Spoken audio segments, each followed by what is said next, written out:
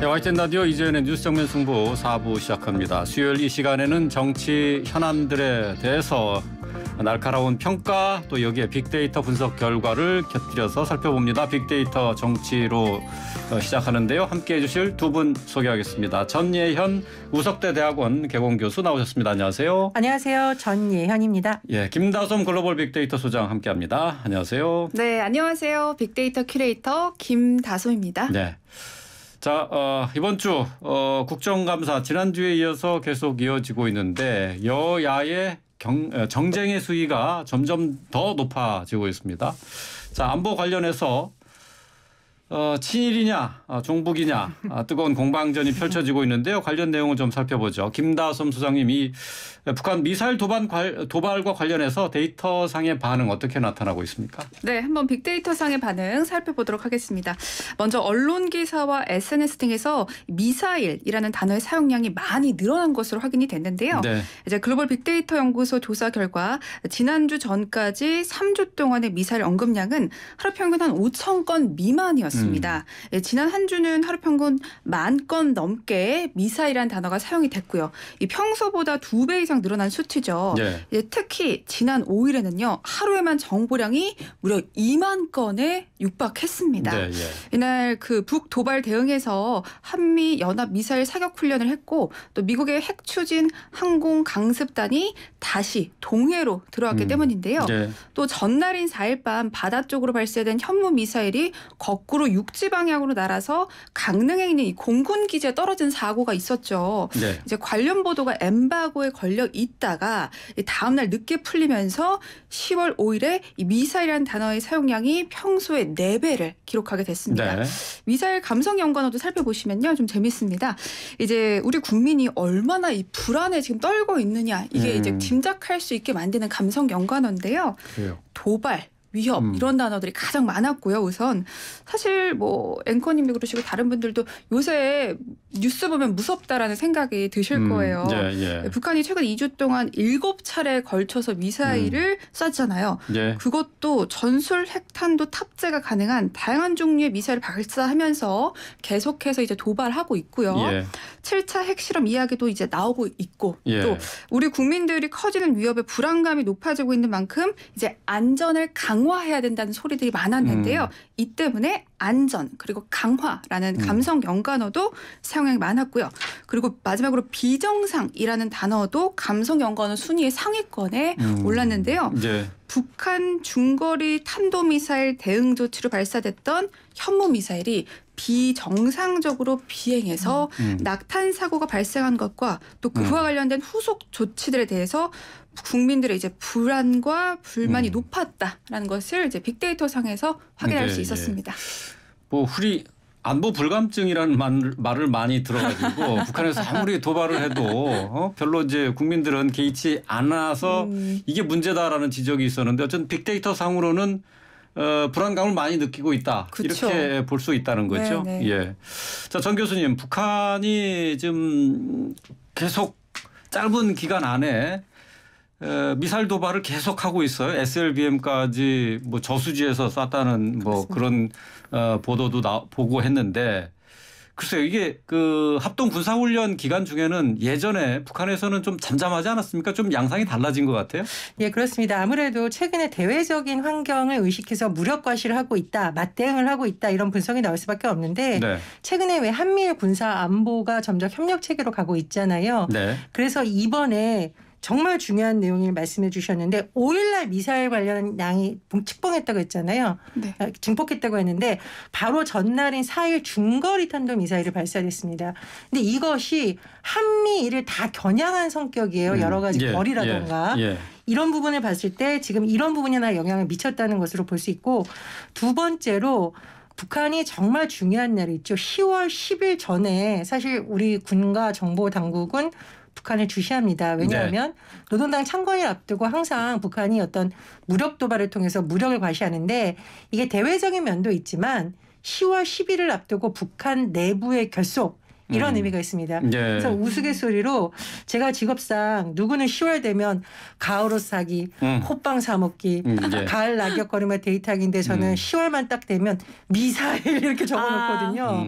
이게 왜냐하면 이때 미사일 도발 움직임이 많이 일어날 가능성이 있기 때문에 저처럼 뉴스를 다는 사람들은 사실 밤 저녁으로 이 안보 상황을 많이 체크를 합니다. 그래서 제가 이제 이게 웃을 상황은 아니지만 그만큼 이 시기적인 면과 또 대외적으로 우리가 안보와 관련된 상황이 영향을 미쳤다고 분석할 수 있습니다. 북한의 중장거리 미사일보다 오히려 현무 미사일의 낙탄 사고가 더 크게 취급된 거 아닌가요? 예, 그럴 수도 있습니다. 왜냐하면 이것이 8시간 동안이나 제대로 된 정보가 유통되지 않으면서 강릉 지역에 있는 주민들이 큰 혼선을 겪었다는 거예요. 그런데 맨날 우리가 보수 정권이든 진보 정권이든 튼튼한 안보를 주장해 왔는데 이렇게 어이없는 사고가 일어나도 내나라는 좀 논란이 일었었고요. 야당에서는 이것을 계기로 안보 무능하다. 북한을 떨게 하는 게 아니라 우리 국민을 불안을 떨게 만들었다. 이렇게 또 비판을 하기로 했죠. 그러니까 안보에 대한 불안감이 글쎄 우리 군의 대응 능력이 이게 제대로 돼 있는 거냐 여기에 대한 불안감이라고 그렇게 봐야 되나요 그러면? 자 이제 윤석열 대통령의 국정 지지율이 소폭 상승하기는 했는데 북한 도발이 변수가 됐다고 볼 수 있을까요? 네, 이제 여론조사를 한번 살펴보시면 한국갤럽이 지난 4일에서 6일 성인 1,200명을 대상으로 조사한 결과 윤석열 대통령 직무수행 잘하고 있다라는 응답에서 29% 포인트가 나왔는데요. 지난주는 24%였습니다. 그래서 5%포인트 상승했다라고 이제 볼 수 있겠고요. 리얼미터 조사에서도 이제 상승한 것이 보이는데 리얼미터 이제 미디어 트리뷴 의뢰로 지난 4일에서 7일 성인 2,012명을 대상으로 한 것에서는 32%포인트가 나와서요. 전주 대비 0.8%포인트가 상승했다. 이제 자세한 내용은 중앙선거 여론조사 심의위원회 홈페이지 참조하시면 될 것 같고요. 이 결국에는 아무래도 북한이 무력 도발 수위를 높이면서 안보 이슈에 민감한 보수 지지층들이 결집했다라는 분석이 당연히 많고요. 외교 참사 논란이 희석되고 안보 문제로 이제 여론의 관심이 옮겨가면서 지지율 반등에 성공했다라고 이제 보여지고 있는데요. 앞서 제가 미사일 감성 연관어 이제 말씀드렸잖아요. 미사일과 함께 쓰인 인물 연관어 1위가요. 바로 윤석열 대통령입니다. 이제 윤 대통령은 북한의 위협과 관련해 국민이 생업에 지장을 받으면 안 되지만 늘 있는 위협처럼 무덤덤하게 반응한 것도 위험하다라고 평가를 내렸었고요. 또 한미 동맹과 한미일 안보 협력을 바탕으로 견고한 대응 체제를 구축해 잘 대응해 나갈 것이니까 이제 국민들은 너무 걱정하지 말고 경제 활동과 생업에 전력하면 될 것 같다라고 이제 당부하기도 했었거든요. 이제 국민의 안전을 최우선으로 책임지는 것이 사실 대통령의 가장 큰 역할이잖아요. 지금 안보 위기감이 커지면서 국민들이 일단은 대통령의 목소리에 귀를 조금 많이 기울이고 있는 상황이라고 볼 수 있겠고 그러면서 자연스럽게 언급량 늘어나고요. 지지율 반등으로 이어진 것으로 해석해 볼 수 있겠습니다. 안보 문제가 부각이 되면서 지지층이 결집하는 효과를 어느 정도 이제 봤다 이렇게 평가를 할 수가 있을 것 같은데 이재명 대표가 한미일 국방 합동 군사훈련과 관련해서 이걸 뭐 극단적인 친일이다 또 국방 참사다 이렇게 발언을 했는데 이게 이제 발단이 돼서 이번 주까지 친일 논란 또 종북 논란까지 이어지게 됐습니다. 자, 여기에 대해서 이제 정진석 국민의힘 비대위원장이 SNS에 올린 글을 놓고 이게 지금 또 다른 논란을 나왔어요. 민주당에서는 정 위원장의 사퇴까지 요구하고 있죠. 근데 이제 정진석 비대위원장의 발언이 지금 역사학자들 사이에서도 좀 논란이 되는 것으로 보도가 나오고 있습니다. 왜냐하면 조선은 안에서 썩어 문드러졌고 이 부분까지는 뭐 구한 말에 정치인들의 책임이라고 이해한다 쳐도 그래서 망했다. 일본은 조선 왕조와 전쟁을 한 적이 없다. 일본은 국군을 걸고 청나라와 러시아를 무력으로 제압했고 쓰러져가는 조선 왕조를 집어삼켰다. 구한 말의 사정이 그랬다인데 이 부분에 대해서 지금 민주당에서 굉장히 강력하게 비판을 하고 있죠. 식민사관이다라는 거죠. 그리고 좀 심한 표현도 쓰고 있죠. 이완용 같은 친일파가 했던 내용이랑 같은 거 아니냐. 나가면서 좀 사퇴하라고 주장을 하고 있고 사실은 지금 이제 여당 내부에서도 논란이 되고 있습니다. 네. 유승민 전 의원이 국민께 사과해라, 사퇴해라 했고 김웅 의원도 지금 비판을 하고 있습니다. 제가 보기에 사실은 이게 우리나라가 일본을 둘러싼 여러 가지 역사 문제가 아직까지 해결되지 않은 부분이 많죠. 네. 그런 상황에서 여당 대표가 이런 민감한 시기에 이런 발언을 했기 때문에 파장이 훨씬 더 큰 것으로 보입니다. 네. 자, 김 소장님이 이재명 대표 관련한 데이터상의 반응은 어떻게 나타나고 있습니까? 네, 빅데이터 상에서도 이제 해당 논란이 잘 이제 해석이 되고 있는데요. 이재명 대표의 급상승 연관을 살펴보시면 한미일, 친일, 네. 합동 군사 훈련, 자위대, 우길기 그리고 독도 등 일본 해상 자위대가 참여한 한미일 3국의 동해 연합훈련에 대한 이 대표의 비판 관련 단어들이 모두 다 10여건을 이제 가득 채웠습니다. 네. 이제 뭐 급상승 인물 연관은 1위도요. 공방을 함께 이어가고 있는 정진석 국민의힘 비대위원장인데요. 이 대표는 오늘도 이런 말을 했죠. 일본은 수십 년간 대한민국을 무력 지배한 나라다. 한미일 합동훈련 반성해야 된다라고 이제 이야기를 했었고 여권에서는 안보를 인질 삼는 반일 선동이라고 강하게 반발하고 있고요. 이제 북한의 도발이라는 안보 속에서 국민은 사실 무척 지금 불안한 상황인데 이제 여야가 이렇게 극단으로 이제 정쟁을 치닫는 거 사실은 국민이 봤을 때 좋지 않은 모습들 계속해서 나오고 있는 거죠. 이제 이재명 대표 빅데이터상 긍정률은 이제 9.7%, 부정률은 55.2%로 조사가 됐고요. 물론 빅데이터의 긍정, 부정은요 해당 인물에 대한 직접적인 긍정이나 부정 평가는 아닙니다. 이제 해당 인물을 둘러싼 발언들의 긍부정률을 살펴보는 경우가 사실 많은데요. 지난 한 주 이재명 대표가 함께 언급한 단어들이 부정적인 단어들이 월등히 많았다라고 이제 해석할 수 있겠습니다. 이제 부정률은 주 후반으로 갈수록 더욱더 높아져서 어제 하루만 보면요 64%까지 올라왔습니다. 이 대표가 내놓는 말이나 뭐 이 대표를 공격하고 있는 말이나 이제 다 부정적인 단어들이 많다라는 뜻으로 해석할 수 있겠는데요. 결국 여야 모두 제가 봤을 때 정치권에서 조금 더 자제해야 되지 않을까. 국민들 사실 많이 불안하거든요. 네.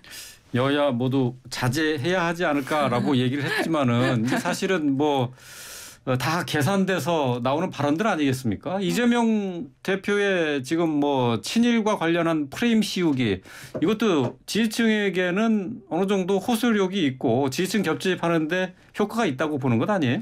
그러니까 아무래도 이제 40대 이상 분들이 역사 문제에 대한 관심도 있고 그동안에 한일 정부가 바뀔 때마다 어떤 협상이 진행되고 어떤 문제가 되는지 많이 아는 층이기 때문에 이런 층이 저는 제가 보기에 굉장히 어쨌든 민주당의 주장에 대해서 공감을 할 확률이 세대적으로 더 높다라고 봅니다. 하지만 20대와 30대는 어떻게 할지는 앞으로 좀 추이를 지켜봐야 되겠는데 왜냐하면 20대, 30대는 다른가요? 예, 제가 보기에는 이제 친일이라는 것에도 민감하긴 한데 북한의 미사일이나 이런 거에 대해서도 젊은 층은 굉장히 한마디로 짜증난다 이렇게 반응을 할 수가 있는 거고 또 사실은 북한 미사일이라든가 안보 문제는 한, 미, 일 중의 국제 역학관계가 맞물려 있습니다. 그래서 그런 것을 복잡하게 봤을 때 20, 30대의 일부에서 나타나는 반중 감정이나 이런 거를 봤을 때 이 친일 프레임이 세대별로 저는 다가서는 강도는 조금 달라질 수도 있다. 좀 이렇게 전망을 합니다. 네. 자, 이번에는 조금 다른 얘기 좀 해보도록 하죠. 국민의힘으로 가보겠습니다. 국민의힘이 이준석 리스크에서 벗어난 지 얼마 안 되는데요. 다시 정진석 비대위원장이 설화에 휩싸이면서 지도부가 또다시 위기를 맞고 있는 것 아닌가 라는 전망을 좀 해볼 수가 있습니다. 자, 정 교수님, 국민의힘 내부에서도 이 정진석 비대위원장의 발언에 대해서 비판의 목소리가 있죠? 예, 제가 잠시 말씀을 드렸는데 유승민 전 의원이 이건 제가 한 말이 아니라 조금 표현이 격합니다. 이재명의 덫에 놀아난 천박한 발언이라고 굉장히 강력하게 비판했잖아요. 그리고 김웅 의원 같은 경우에도 비판을 하고 있는데 두 사람 다 공통적으로 하고 있는 것이 이 역사적 인식에 대해서 문제가 있다는 취지로 비판을 하고 있습니다. 그리고 이건 이제 뭐 좀 개인적인 생각입니다만 이 정진석 위원장이 초선 의원이 아니에요. 중진 의원이고 한일 의원연맹과 관련된 또 경력도 있고 여러 가지 있어서 제가 보기엔 그래서 더 이 어떤 비판의 강도나 무게가 강한 것이 아닐까라는 생각이 듭니다. 우리가 어떤 여야가 안보 문제를 놓고 공방을 부릴 수 있는데 일본과 관련된 역사 문제를 잘못 하면 네. 굉장히 돌이킬 수 없는 자책골이 될 수가 있어요. 그래서 제가 보기에는 이 정지성 위원장이 SNS 글을 올리기 전에 네. 아무리 이재명 대표의 발언을 비판하려는 의도였다고 하더라도 혹시 이게 식민사관이라던가 어떤 제국주의 침략의 정당성을 부여하는 논란을 낳지는 않을까 한 번 더 꼼꼼하게 검토했어야 된다 이런 생각이 듭니다. 네. 자, 이준석 전 당대표에 대한 국민의힘 윤리위원회 추가 징계가 있지 않았습니까? 자, 여기에 대해서 여론은 어떻게 보고 있는지 궁금한데 이 부분 좀 살펴주실까요? 네, 국민의힘 관련해서 여러분 어떻게 보고 있는지. 자, 이준석 전 대표 이제는 사실상 뭐 전 대표라는 이야기가 맞을 것 같은데요.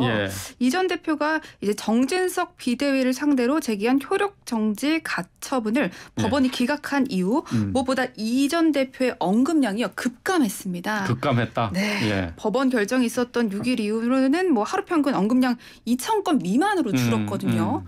이제 사실 이 전 대표가 발언도 뭐 자제하고 있고. 국정감사, 북한 도발 등 워낙 이슈가 많기는 하지만 사실 2,000건 미만 굉장히 핫한 인물이었잖아요. 이 정도면 거의 이 전 대표 존재감 거의 사라졌다라고 이제 볼 수 있을 것 같은 거의 그런 수치 왔는데 급상승 연관을 살펴보시면 고독, 외롭다, 신당, 창당, 이 당권 경쟁 등의 단어가 보입니다. 이 전 대표 더 외롭고 고독한 길을 가겠다라고 이제 말을 얘기했죠. 했었죠. 여론의 관심이 급속하게 줄어들고 있는 만큼 당분간은 어쩔 수 없이 뭐 고독한 길 가야 되지 않을까라는 자의반 타의반이라는 생각이 들고요. 이준석 전 대표 관련해서는 이준석 전 대표가 지금 사실은 지금 목소리를 내지 않고 있잖아요. 그저 물령망동 그다음에 정중 여산 뭐 이 얘기 이후에 아무 얘기도 없어요. 지금 이준석 전 대표는 앞으로의 정치 행보를 어떻게 가져갈 것이다 이렇게 어떻게 예상해야 되나요? 어떻습니까? 저는 신당 창당 가능성은 매우 낮다라고 생각을 하고요. 신당 창당에 대한 얘기는 계속 지금 나오고 있습니다만은 어쨌든 그 가능성은 매우 낮다. 매우 낮다. 이준석 전 대표는 이미 신당 창당에 부친 과정을 다 겪은 정치인입니다. 그렇기 때문에 이것이 현실적으로 과연 어느 정도 정책 효과가 있을지에 대해서 충분히 고려했을 때 그래서 저는 안 할 거라고 보고 있는 거고요. 두 번째로 다음 총선 가능성 쉽지는 않겠지만 가능성이 남아 있습니다. 다음 총선에서 여소야대 국면을 윤석열 정부와 국민의힘이 뒤집지 못하면 집권 내내 굉장히 어려워질 수가 있거든요. 입법의 문제, 예산의 문제 다 마찬가지입니다. 그렇기 때문에 절실하기 때문에 차기 당대표가 누가 되든 혹은 어떤 인물이 지금 총선의 주도권을 잡으려고 하든 만약에 이준석 전 대표가 필요하다면 저는 손을 잡을 가능성이 여전히 크다라고 생각을 합니다. 그런데 이준석 전 대표 같은 경우는 글쎄 정치 활동을 활발하게 하진 않다고 하더라도 그냥 이렇게 계속해서 침묵으로 일관하지는 않을 것 같은데요. 제가 보기엔 그렇고요. 경거망동하지 말아라는 이순신 장군의 말을 인용한 것은 탈당하지 말라. 그러니까 아니, 당원 여러분 탈당하지 말고 얘기인데. 나를 도와주세요라는 말이기 때문에 사실 우리 교수님이 말씀하신 걸 조금 더 덧붙이자면 지금 신당 창당은 절대 불가능하다 안 할 것이다라고 했는데 이 신당 창당이라는 키워드가 사실 빅데이터 상에서 이준석 전 대표의 언급량을 높여주던 키워드예요. 근데 요거 자체가 이제 완전히 사라지게 되면 원래 하루 평균 6,000에서 7,000건의 언급량이 나오던 사람이 지금 2,000건 미만인데 6키워드 사라진다. 그러니까 전 교수님처럼 이렇게 창당 가능성 없다 이렇게 얘기하니까 그러면 더 사라진다고요. 그러면 그러니까, 이제 1,000건 이하로 이제 가능성이 있어요. 이준석 전 대표의 존재감이 점점 떨어지네요. 자, 오늘 빅데이터 정치 여기까지 하겠습니다. 전혜연 우석대 대학원 개원교수, 김다섬 글로벌 빅데이터 소장이었습니다. 고맙습니다. 감사합니다. 네, 고맙습니다.